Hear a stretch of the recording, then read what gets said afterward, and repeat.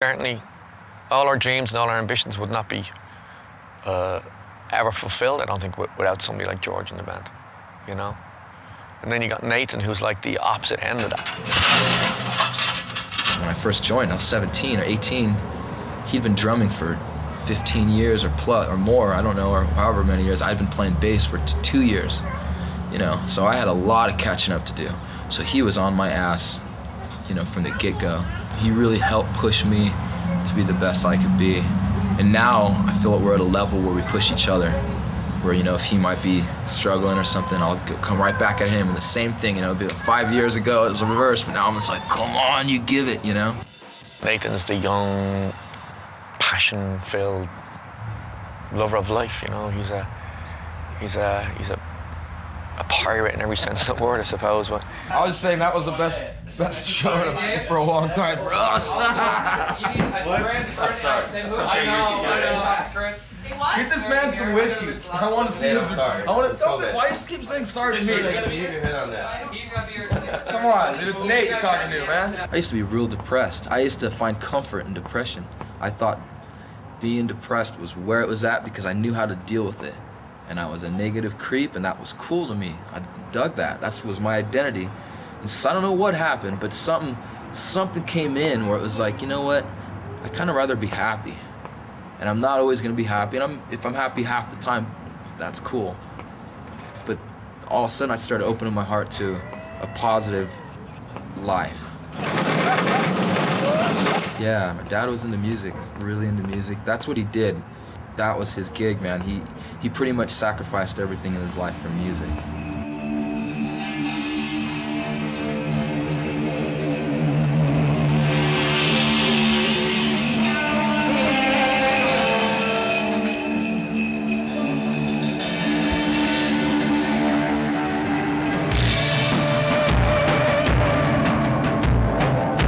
Really, my experience as a child with my father being a musician is really not being involved at all, because pretty much most of the gigs were 21 and over gigs.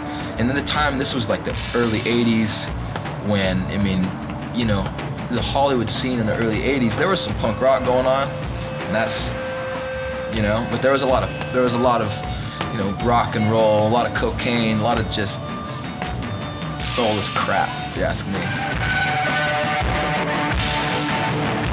It gave me like another idea that was the music is for everybody. It's for old people and young people, from a baby to, you know, someone on their deathbed. They all dig music, to the kid in the womb.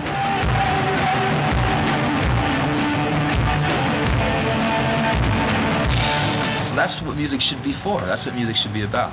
Not for 21 to 41-year-old people, you know, that are digging the bar scene. Like, that's cool too. If that's what the people you want to be surrounded with, there's plenty of music out there for you.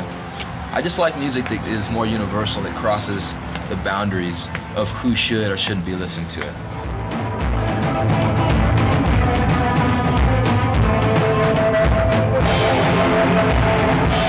This is generations of Los Angeles musicians and artists hanging out, getting together. So this is real LA as far as I see it.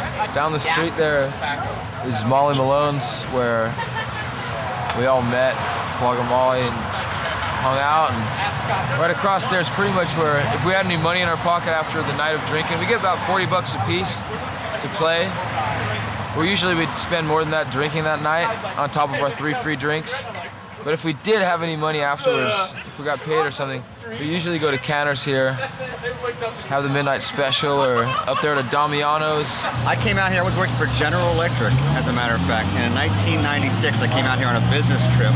My brother, who's the drummer, George, took me to see a show here. I was blown away, and I started to hate my job. And I came back out, I met Dave on the beach in Malibu. And we had just done a show here at Molly Malone's the night before. I said, let's make a plan. We can do something with this thing. And he's been working his ass off ever since. 2 a.m., bar's closed, hanging out at the bar at Molly's. Me and Dave or everyone talking. It's like, this is it, man. We're gonna make the best fucking band in the world. And we're gonna take it as far as we can take it. I mean, even in the beginning, we were talking like that.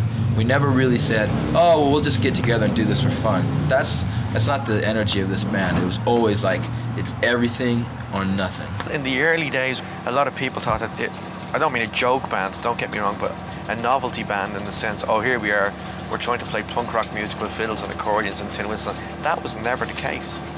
When we got into a room and started playing together, that took over. The fact that the music that we were playing was real, the real fucking deal. It was as real as any Rolling Stones song. It was as real as any fucking Who. It was as real as any Sex Pistols. It was as real as anything.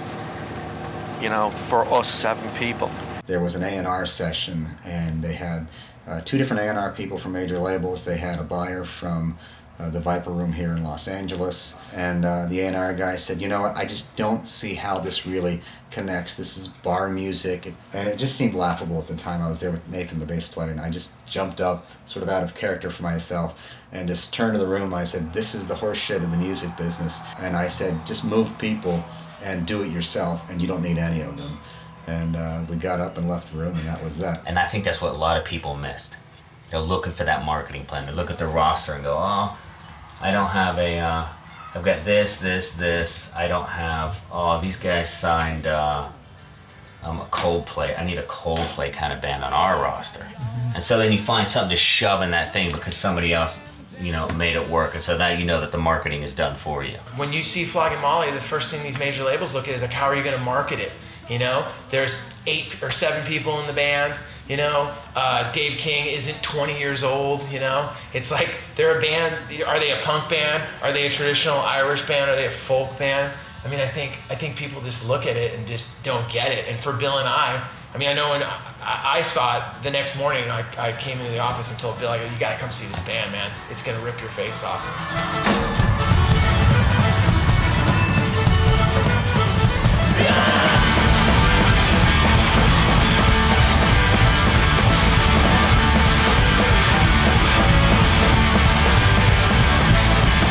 Flogging Molly's case, you know, every label had passed.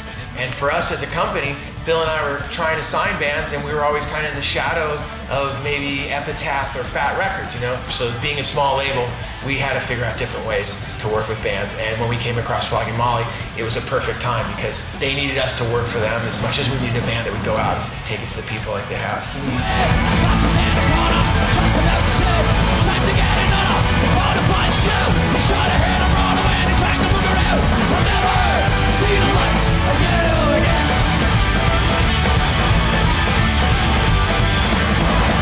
We had so many people tell us not to sign it. Don't sign a band that only plays 21 and over shows, and you know, because that's all they really played, you know, bars, you know, because bar bands can't sell records. That's what everybody told us, and I'm sure that was the philosophy that people were going off of. Bar bands don't sell records.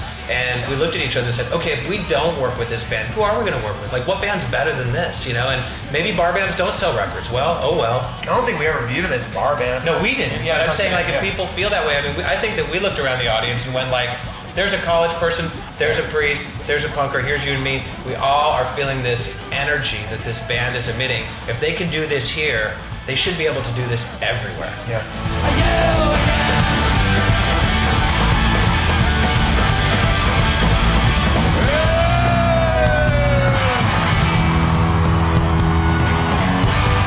Let me hear you, Los Angeles. There must be more to life than this poxy life. All the aggro, all the pain. So he disappeared into his final pair. The glass was empty once again.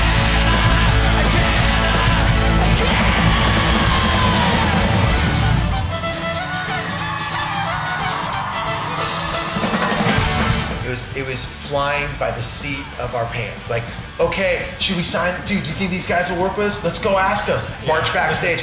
We want to sign you guys. All right, I guess. Yeah, what are you guys? We're SideOneDummy. What's that? Okay, Gary Schwint. Yeah, let's cut the deal. It is what it is. You know, he puts it all together. Bill and him work it out. Next thing we know, we're putting out the first record, Swagger, and we're charging as hard as they are.